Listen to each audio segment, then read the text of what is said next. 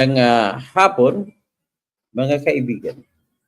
Magandang gabi pala. Alas 9:30 na. So anyway, ang ating pong pag-usapan sa ngayon po ay patungkol po sa ano. Wala naman. May green screen. Hindi makikita. So, ang sa ating pag-usapan na ngayon ay tungkol dito sa sa isang bagman ni ano, hindi nga makikita.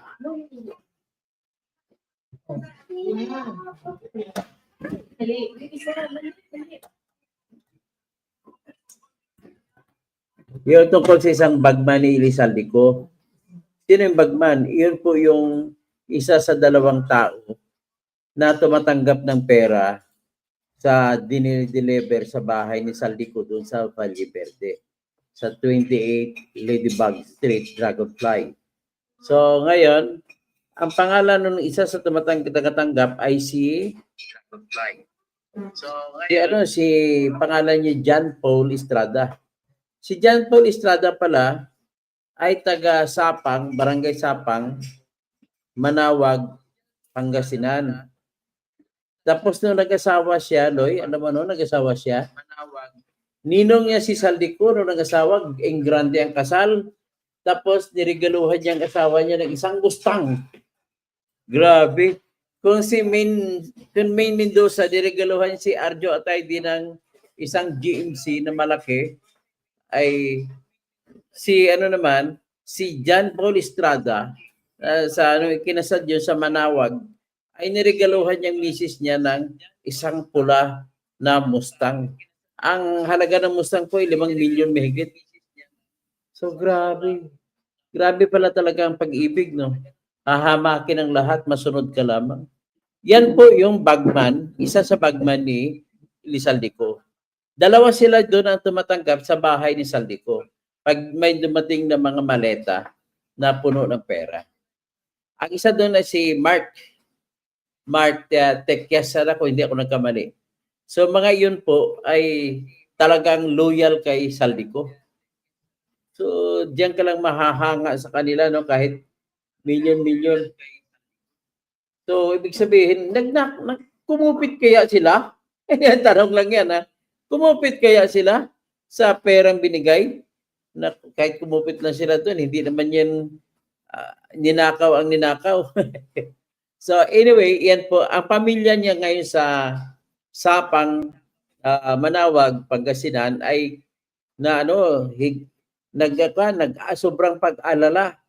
Kasi yun pala, iniikutan na sila ng pulis, pamilya, tapos nagtanong ang pulis, kaliwat kanang tanong, inaalam na kung anong pamilya ni John Paul Estrada doon sa Manawag, Pangasinan. So grabe naman ito. Saldico, from Bicol to Pangasinan. Grabe. So, ibig sabihin, trustworthy itong batang ito. Bata pa lang naman siya.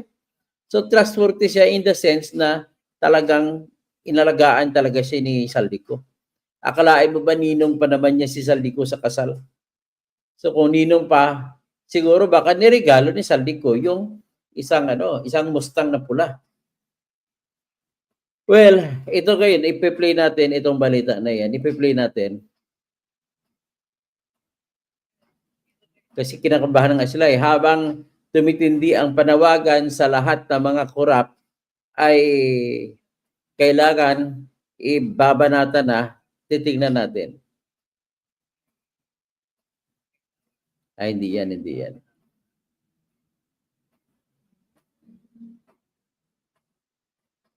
Out.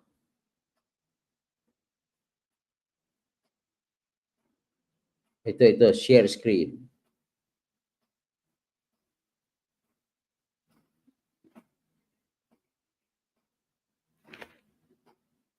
Yan. Pakinggan natin na maigi.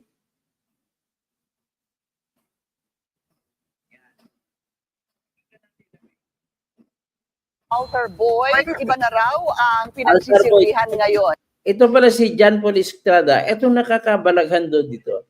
Dati siyang sakristan sa simbahan sa Manawag. Alam mo naman, Manawag, kilala sa simbahan na dinadayo lagi yan ng mga taga Maynila. Grabing milagro na kukuha dyan sa Manawag. Kaya siguro, ay hindi naman tayo maniniwala na yung milagro sa kanya binigay ay galing sa kay Berhin man ng Manawag. Pakinggan natin yung report tungkol kay John Paul Estrada ng Sapang, Barangay Sapang, Manawag, Pangasinan. Mula sa pagiging altar boy, iba na raw ang pinagsisilbihan ngayon ni John Paul Estrada. At kung Biblia at kandila ang dati niyang dala, ngayon pera na raw mula sa umano'y pangungulimbat ng isang dating kongresista. Narito ang exclusive agenda report ni Dobby de Guzman. Dahil sa galit ng publiko, nangangamba ngayon sa seguridad ang mga magulang ni John Paul Estrada. Ayon sa tatay, hindi siya makatulog sa matinding pambabatikos at panghuhusga sa anak. Kayo ho ba'y nasasaktan sa mga naririnig ninyo? Sa Estrada Executive Assistant ni dating ako Bicol Party List Representative Zaldico sa mga pagdinig ng Senate Blue Ribbon Committee sa flood control scandal.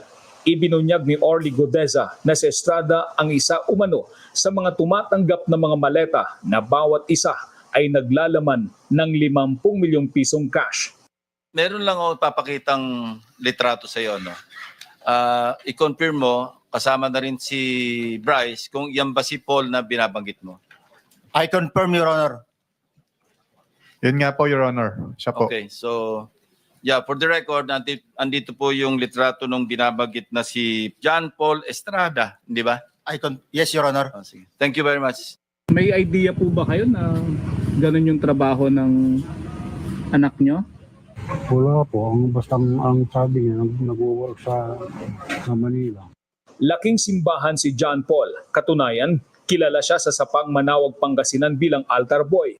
Nang pumutok ang kwento tungkol sa mga maanumalyang flood control project, kumalat sa social media ang mga larawan at video ng marangyang kasal ni Estrada kung saan ninong niya si Zaldico.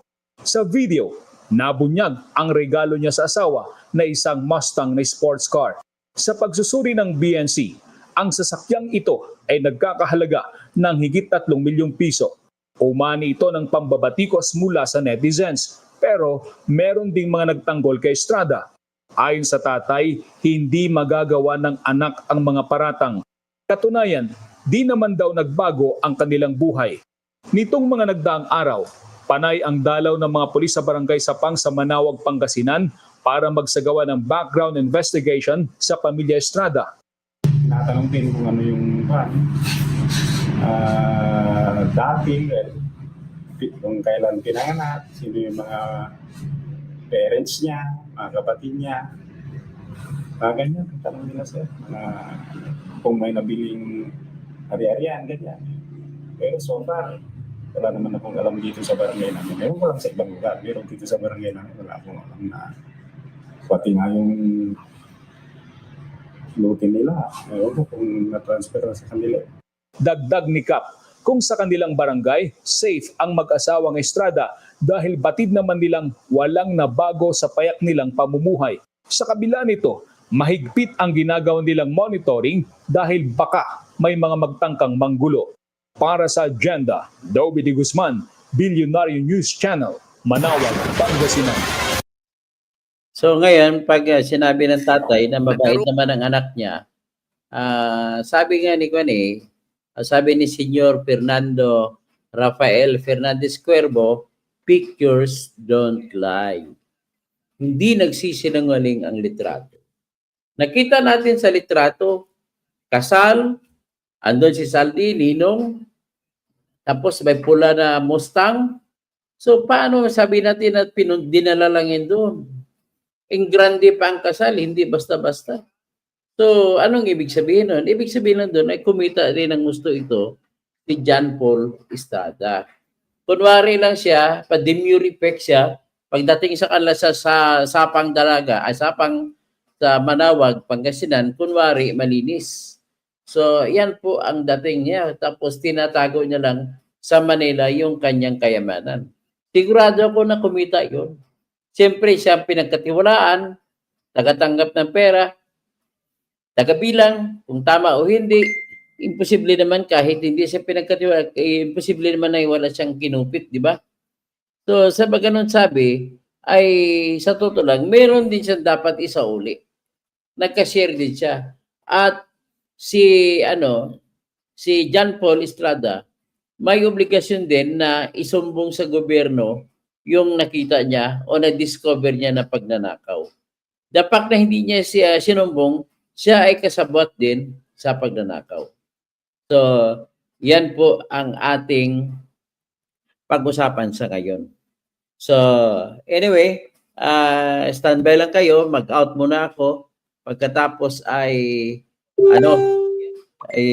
may topic tayong iba. Okay? Maraming salamat po tawagin ko lang si Rosa de los Reyes, si Mercado Cathy, Dr. Kausing, good evening. Dinadayo namin ang Manawag, Pangasinan. O nga no, Diyos grabe, dapat isama yan sa mga kasuhan. Delikado sila, baka mapatahimik sila. So, tapos si LPU official, dapat kumanta ng mga whistleblower dahil sila lang makakatulong, hindi ang mastermind. Magandang gabi po, sabi ni Sian Miranda. So, yan po ang nakikita natin. So, sana magiging silbing aral sa ating lahat ito.